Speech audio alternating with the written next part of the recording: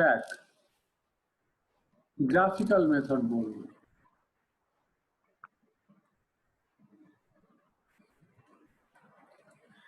ধর একটা problem 2/4 player এ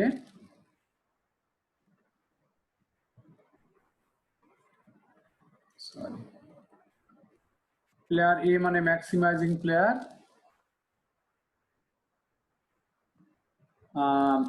আর player B.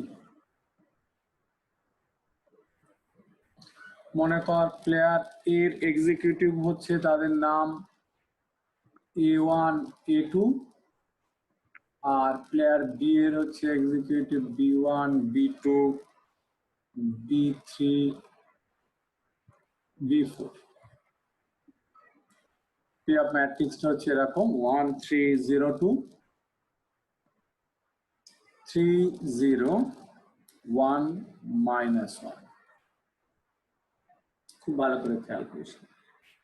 আমরা এটা গ্রাফিক্যাল মেথডে আমাদের কাজ হবে একটা 2/2 তে রিডিউস করা, মানে এই যে বি এর 4 জন আছে না, এর মধ্যে দুজনকে সরিয়ে দুজনকে রাখা 2/2 তৈরি করব। তারপর সেই 2/2টাকে আমরা অ্যালজেব্রিক্যালি সলভ করব, সেটা আমরা শিখেছি। তো এখন এখানে গ্রাফিক্যাল মেথডে করব কি করে, খুব ভালো করে শোন। আমরা যেহেতু এর দুজন আছে A1 A2, আমরা এর পয়েন্ট অফ ভিউতে দেখব। এই দুজনই তো থাকবে, শুধু আমাদের কাজ হবে বি এর 4 জনের মধ্যে দুজনকে সরিয়ে দুজনকে রাখা। কি করবো শোন, এ প্লেয়ার তো লাভ হচ্ছে, আমরা ধরে নিচ্ছি এ প্লেয়ারের। আচ্ছা দেখ, প্রথম কথা হচ্ছে যে এটা পিওর স্ট্র্যাটেজি হচ্ছে কিনা।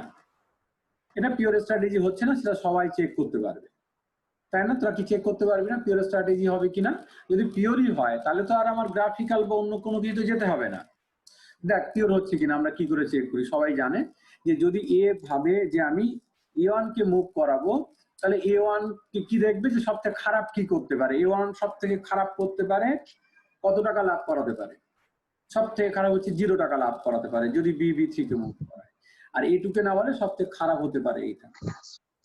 তাহলে একে যদি বলা হয় তুমি ঠিক একজনকে চুজ করো, তাহলে এ কাকে চুজ করবে? A1 কে। না বুঝলে কথা বলবি।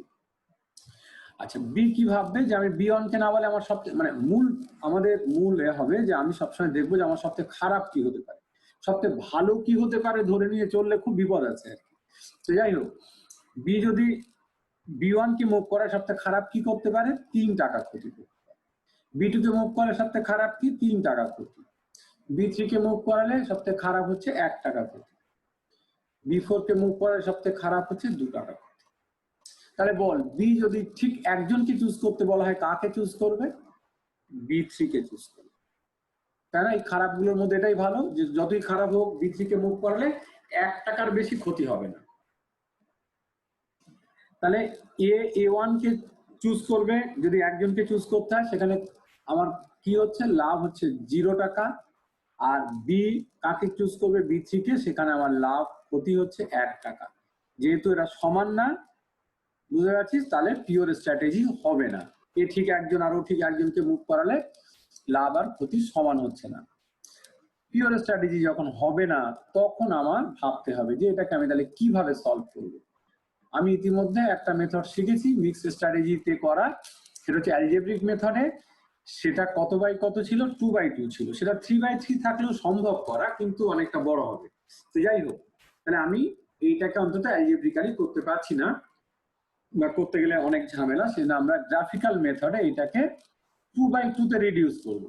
কারণ কিভাবে 2/2 তে রিডিউস করবো শোনো, যেহেতু এ প্লেয়ারের দুজন এক্সিকিউটিভ, আমরা এ প্লেয়ারের ধরে নিচ্ছি স্ট্র্যাটেজি P1 P2, যেখানে P1 প্লাস P2 হচ্ছে 1, 0 less than P1 less than 1 and 0 less than P2 less than 1। দেখ এখানে P1 P2 কে 0 বা 1 হবে না, তাই না? যোগফল 1 হবে, কিন্তু P1 ও 0 থেকে 1 এর মধ্যে থাকবে, P2 ও 0 থেকে 1 এর মধ্যে। আমি এবার গ্রাফিক্যাল মেথডের মানে গ্রাফিক্যাল মেথডটা বলবো, মেথড কিভাবে গ্রাফিক্যালি আমরা এখান থেকে 2/2 তে রিডিউস করব। শোন মেথড, এবার মেথড হচ্ছে আমরা খুব ভালো করে শুনবি, একটা প্রবলেম শুনলেই হবে যথেষ্ট। আমি p1 ইকুয়াল টু 0 আর p1 ইকুয়াল টু 1 দুটো লাইন টানবো। আমি সেটা p2 এর ক্ষেত্রে করতে পারতাম, তো p1 দিয়ে করছি।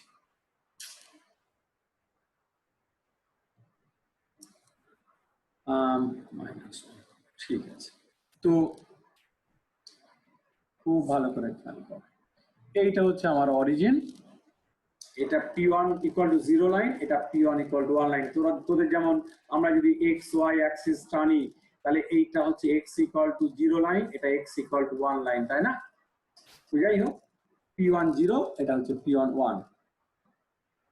আর আমরা এই দিকটাকে ধরবো লাভের দিক, এই দিকটা হচ্ছে প্রফিটের ডিরেকশন।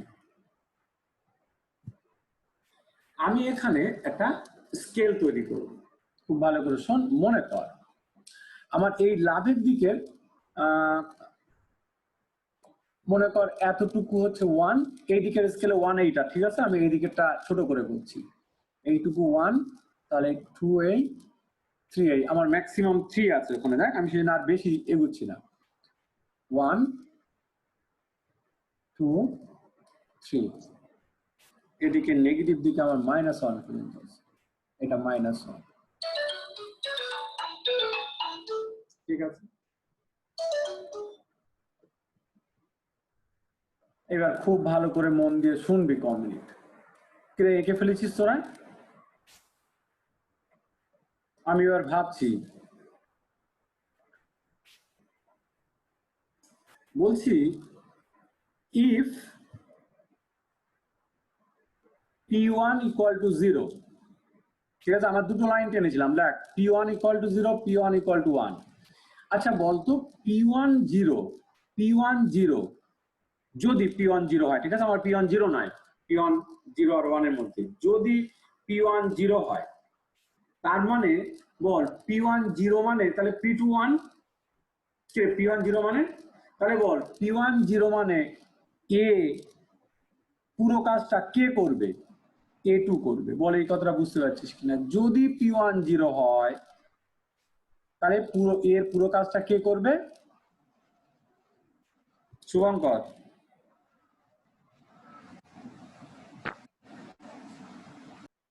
যদি p1 0 হয় তাহলে p2 1। আচ্ছা আমি এই এর স্ট্র্যাটেজি p1 p2 বললাম, এর মানে কি? মানে a1 কে দিয়ে p1 অংশ কাজ করাবো আর a2 কে দিয়ে p2 অংশ কাজ করাবো। তো যদি p1 0 হয় তাহলে তখন পুরো কাজটা করবে a2, আর যদি b1 কে মুভ করায়, আমি b এর ক্ষেত্রে এক একটা করে দেখবো, যদি b1 কে মুভ করায় সেক্ষেত্রে এর লাভ কত হবে একজন বল তোরা। যদি p1 0 হয় আর b1 কে মুভ করায় তাহলে এর লাভ কত হবে? 3 টাকা। 3 টাকা, এক্স্যাক্টলি। কারণ p1 0 মানে পুরো কাজটা করবে a2, আর b1 কে মুভ করলে কত টাকা লাভ হবে? 3 টাকা। তাহলে p1 যখন 0 তখন লাভ হচ্ছে 3, তাই 0.3 একটা পয়েন্ট হলো। p1 যখন 0 তখন লাভ হচ্ছে 3। বুঝলি? এরপরে 2 নম্বর কথা, যদি p1 1 হয়, যদি p1 1 হয় আর b1 কে মুভ করায় তাহলে এর লাভ কত হবে? p1 যদি 1 হয় তার মানে কি তখন পুরো কাজটা কে করবে? a1। b1 কে মুভ করে লাভ কত হবে? 1 টাকা। p1 যখন 1 লাভ তখন 1। তাহলে আমি b1 কে মুভ করালে দুটো পয়েন্ট পেলাম, একটা হচ্ছে 0.3 আর একটা হচ্ছে 1.1। কি করে ভাবলাম? b1 কে মুভ করালে যদি p1 0 হয় এর প্রফিট হবে 3, তাহলে 0.3 একটা পয়েন্ট, p1 যখন 0 তখন 3 profit. If p1 equal to 1 and b moves b1 only, then the profit of a is equal to 1, and for that 1 is another point. এটা কি অপটিমাল স্ট্র্যাটেজি? হ্যাঁ, না না না, না না, অপটিমাল স্ট্র্যাটেজি বলা হয়নি। বললে আমি আগে স্ট্র্যাটেজির আগে একটা অপটিমাল বলতাম, বলিনি তো। অপটিমাল স্ট্র্যাটেজি মানে যে স্ট্র্যাটেজি ফলো করলে এর লাভ আর বি এর ক্ষতি সেম হবে, তাই না? আলাদা কথা। হ্যাঁ, তো তাহলে আমি বি যদি b1 কে মুভ করাই সেক্ষেত্রে আমি দুটো পয়েন্ট পেলাম, 0.311। আমি এই দুটো পয়েন্ট প্লট করবো এখানে 0 3 লক্ষ্য কর 0 3 এই যে গোল দিচ্ছি আমি 0 3 1 1 এটা কার জন্য বি যদি B1 কে মুভ করায়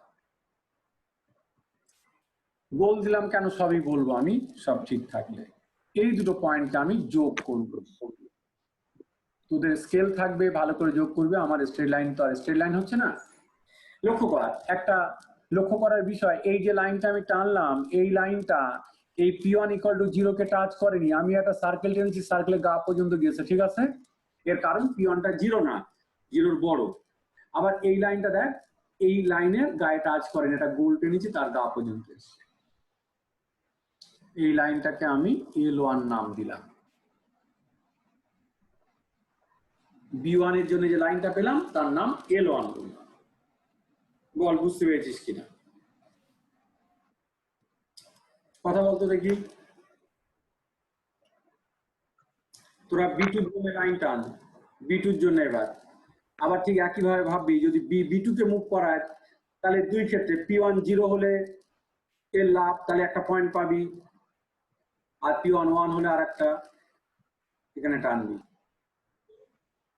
দেখ এবার যদি B2 এর জন্য ভাবি আবার ভাবছি B2 এর জন্য তাহলে দেখ P1 0 যদি হয় একজন বল P1 0 হলে এর প্রফিট কত হবে যদি যদি B2 কে মুভ করায় P1 0 মানে 3 না 0 হবে 0 হবে হ্যাঁ A2 কে পুরো কাজ দেবে মানে 0 তার মানে P1 যখন 0 তখন 0 তাহলে 0 0 হবে পয়েন্ট এবার বুঝতে পারবি যদি P1 1 হয় if B2 only then the profit 3 হবে is 3 তাহলে 1 3 is another point তাহলে B2 এর জন্য আমি দুটো পয়েন্ট পেলাম খুবই খুবই সহজ ব্যাপার শুধু বাংলাটা বলুন না বুঝতে পারছি না কিভাবে নেব ওই 0013 টা হ্যাঁ বুঝলাম না বল কথা বলা একবার P1 = 0 নিলেন তারপরে যে 00 যে মানে 00 ব্র্যাকেটের মধ্যে এটা কি হবে তুই কি রানা মনে হচ্ছে নাকি হ্যাঁ হ্যাঁ তুই কি এই কথাটা শুনেছিলি যখন আমি এইটা বোঝাচ্ছিলাম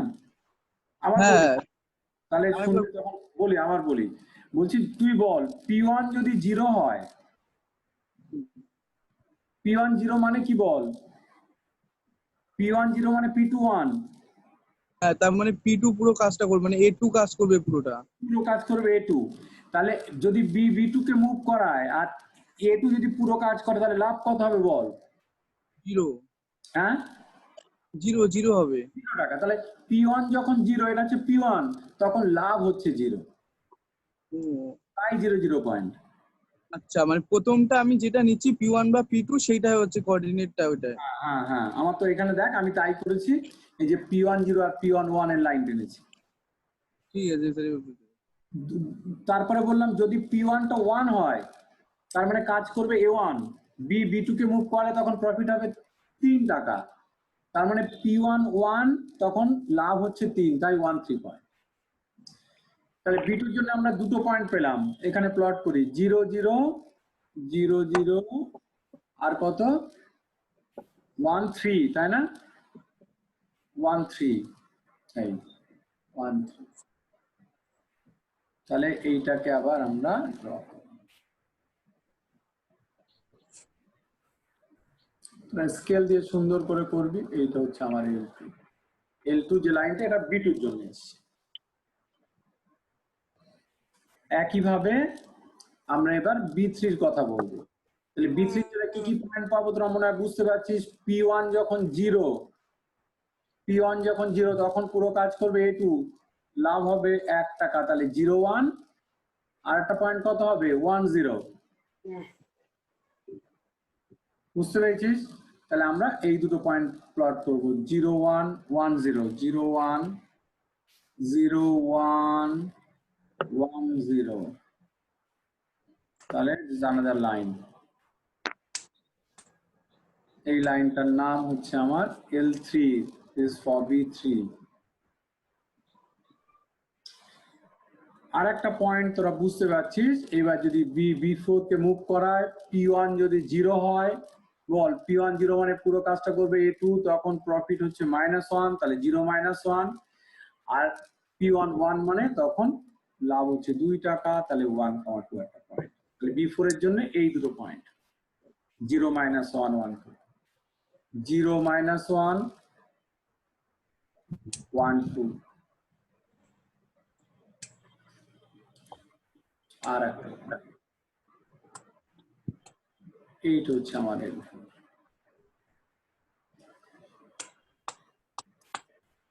তোরা কি এতদূর বুঝতে পেরেছিস? এগুলো টানতে পারবি এরকম? এটা 2/n প্রবলেম, তাই না? এটা 2/4 অ্যাকচুয়ালি। এইবারে শোন, খুব ভালো করে মন দিয়ে এবার একটা কথা শোন, মুখস্থ করিস না, অনেকে মুখস্থ করবি পয়েন্ট গুলো, আর মুখস্থ করতে গেলে 0-র সঙ্গে এইগুলো আর 1-এর সঙ্গে এইগুলো, তাই না? এই যারা বেশি বুঝে ফেলবে তারা পরীক্ষার হলে গিয়ে জাস্ট গুলিয়ে ফেললেই একদম পুরো উল্টে যাবে আর কি ব্যাপারটা। তো সেহেতু আমি যা বললাম মাথায় রাখ যে কিভাবে ভাবতে হয়। এবার শুন, আমরা এর পয়েন্ট অফ ভিউতে দেখছি, এর পয়েন্ট অফ ভিউতে বলতো এ কিভাবে ভাবে। এ দেখে যে তার সব থেকে খারাপ কি হতে পারে তার মধ্যে ভালো করার চেষ্টা করে, তাই না? মিনিমামের ম্যাক্সিমাম এর ক্ষেত্রে কি করা হয় বলতো? এর ক্ষেত্রে আমরা কি নিই? এই প্রত্যেকটা রয়ে মিনিমাম নিয়ে তার ম্যাক্সিমাম বার করি। মিনিমামের ম্যাক্সিমাম, ভালো করে শোন, মিনিমামের ম্যাক্সিমাম নেওয়া হয়, এটাকে বলা হয় ম্যাক্সিমিন। মিনিমাম ফার্স্ট, তার মধ্যে ম্যাক্সিমাম। তো আমরা লক্ষ্য কর, এদিকে ছবি দেখলে বুঝতে পারবি এই দিকটা তো আমাদের প্রফিটের দিক, তাই না? তো এই বি যে B1 B2 B3 B4 তাদের জন্য করসপন্ডিং লাইন হচ্ছে L1 L2 L3 and L4। এদের মধ্যে মিনিমামের ম্যাক্সিমাম দেখ, আমি এই মিনিমামের ম্যাক্সিমাম বার করার জন্য তাহলে কি বার করবো না, কাদের কোন দুজনকে চুজ করলে বির ক্ষেত্রে কোন দুজনকে চুজ করলে এর মিনিমামের ম্যাক্সিমাম হবে সেটা দেখার জন্য আমরা একটা জিনিস তৈরি করব। আমি দাগ দিচ্ছি, তোরা দাগ দিয়ে ফেল, তারপর আমি বলছি। এটাকে লোয়ার এনভেলপ বলা হয়। লোয়ার এনভেলপ এই যে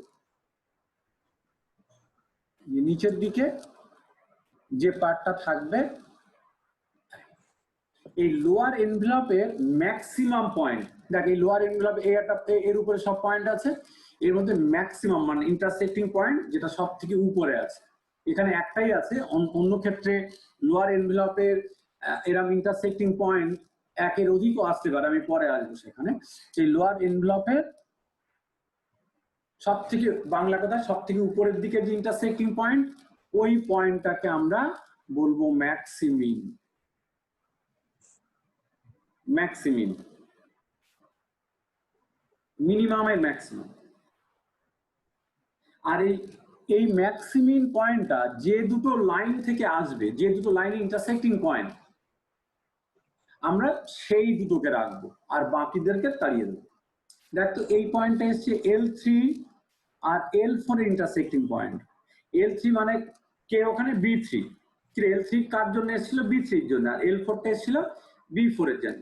তার মানে আমাদের এখন থাকবে এখানে এই B3 আর B4, এই দুটো অফ হয়ে যাবে, B1 আর B2। মানে গ্রাফিক্যাল মেথডে আমরা আলটিমেটলি ওদেরকে রিডিউস করে যেটা পাবো সেটা আমি লিখছি, তারপরে আবার বলছি।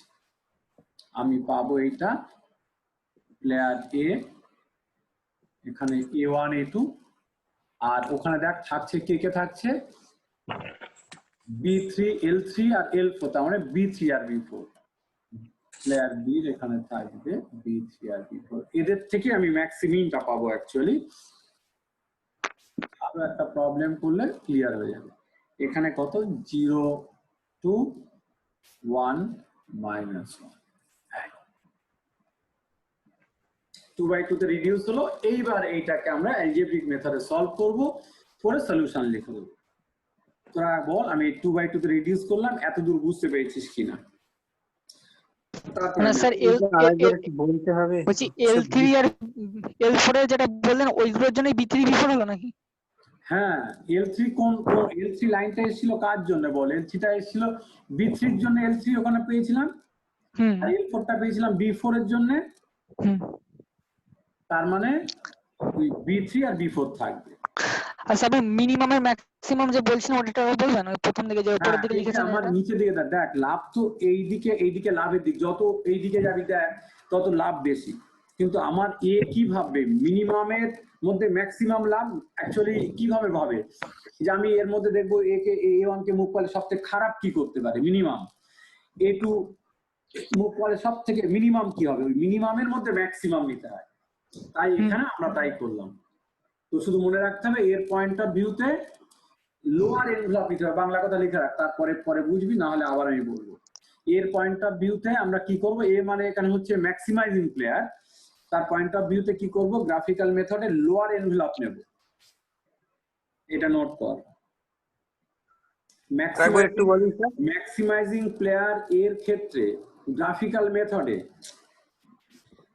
ম্যাক্সিমাইজিং প্লেয়ার এর ক্ষেত্রে গ্রাফিক্যাল মেথডে লোয়ার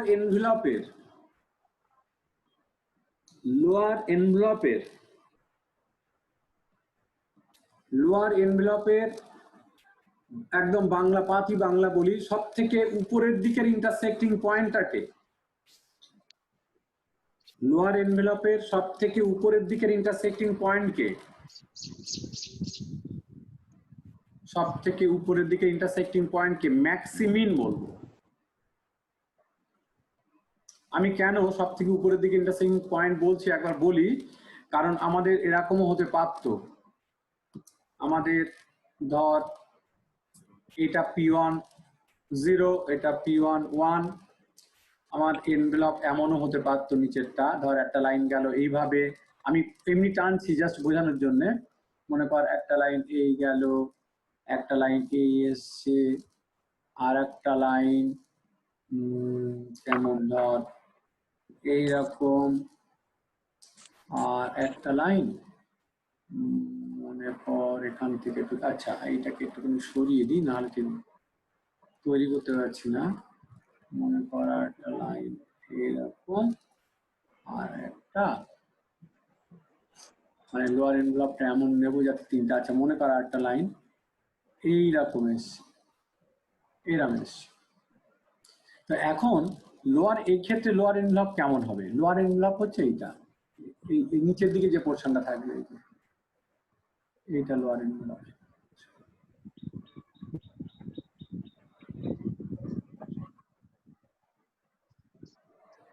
তাহলে দুটো পয়েন্ট থাকবে। হ্যাঁ হ্যাঁ হ্যাঁ, তাহলে তো তিনটে মানে ধরুন স্যার B2 B3 B4 তিনটে থাকবে তো এরকম। না না ব্যস্ত হোস না, যেটা বলতে চাইছি শুনে না আগে। লোয়ার এনভেলপে এখানে দেখ এই একটা ইন্টারসেক্টিং পয়েন্ট, এই একটা, কটা দুটো পেলাম, এই দুটোর মধ্যে তাহলে এইটা হচ্ছে ম্যাক্সিমাম, এইটা ম্যাক্সিমাম। লোয়ার এনভেলপের উপরের দিকের যে ইন্টারসেক্টিং পয়েন্ট সেইটাকে আমরা ম্যাক্সিমাম বলবো। আর ওই পয়েন্টটা যে দুটো লাইনের ইন্টারসেক্টিং পয়েন্ট, ওই দুটো লাইন যে বির জন্য এসছে তাদেরকে রাখবো, বাকিদেরকে সরিয়ে দেবো। ম্যাক্সিমাম পয়েন্ট হচ্ছে লোয়ার এনভেলপের ঠিক মানে সব থেকে উপরের দিকে ইন্টারসেক্টিং পয়েন্ট, মিনিমামের ম্যাক্সিমাম। তাহলে এই ক্ষেত্রে আমার এই পয়েন্টটা এসছে এই লাইন কি রে, আর এই লাইনের ইন্টারসেক্টিং, তাহলে এই দুটো যে বি দুটোর জন্য এসছে ওই দুটো থাকবে। হ্যাঁ এইটা লোয়ার এনভেলপ, বুঝলি, নিচের দিকে যে লাইন এটা লোয়ার এনভেলপ, এটা বুঝতে পেরেছিস? এই লোয়ার এনভেলপে দুটো ইন্টারসেক্টিং পয়েন্ট আছে, এই একটা আর এই একটা। তার মানে নিচের লাইনটাকে লোয়ার এনভেলপ বলবো? হ্যাঁ নিচের লাইন না, এখানে লাইনে অনেকগুলো লাইন আছে, এই লাইন, এটা এইটা, আবার এইটুকু হচ্ছে এই লাইন থেকে এসছে এইটুকু, আর এই লাইনের এইটা মানে নিচের পোর্শনে যেটা থাকবে নিচের বর্ডার। হ্যাঁ এতে এখানে দুটো ইন্টারসেক্টিং পয়েন্ট, একটা এইটা আর একটা এইটা।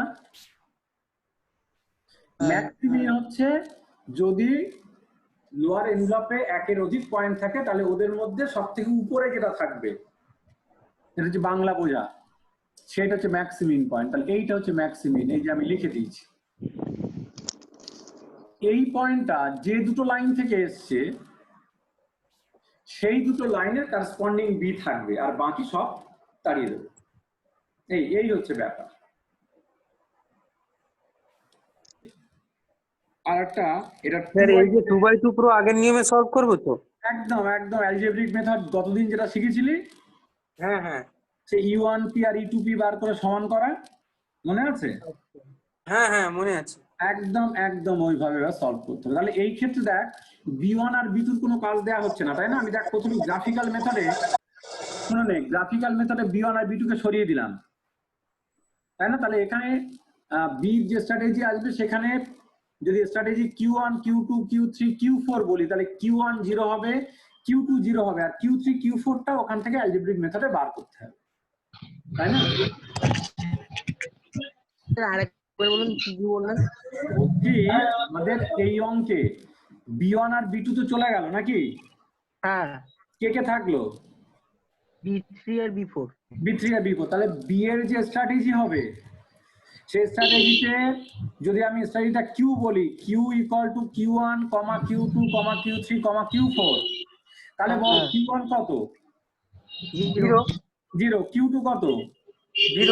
0। ওটা কাজ দিইনি।